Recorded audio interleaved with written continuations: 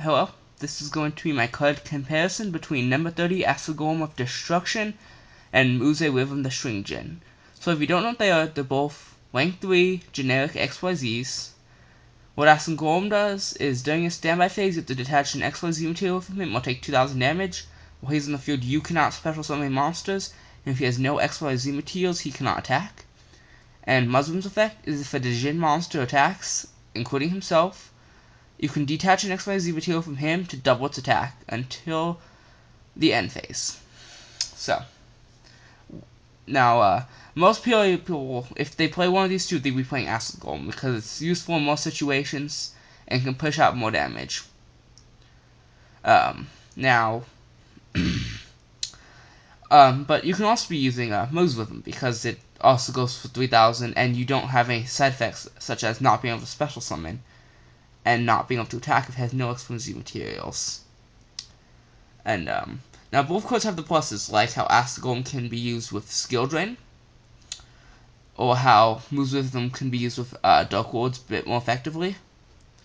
Now I personally play Muzrythem over Acid Golem in my Dark Lord deck just because I don't play Skill Drain.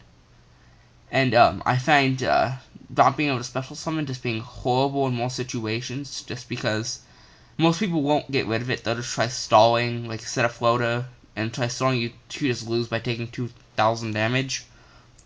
Or just get to a point where you really just can't do anything. But they're both really useful. So let's talk about which one's better. So first off, let's talk about Acid Golem by itself. Some combos you can utilize with it are summoning it, waiting a few turns, then using Creature Swap to give it to your opponent while it has no XYZ materials. Now they can't special summon, it can't attack, and they will be taking 2000 like each of the standby phases. It can be used as Skill Drain, so you just get a free 3000 beater.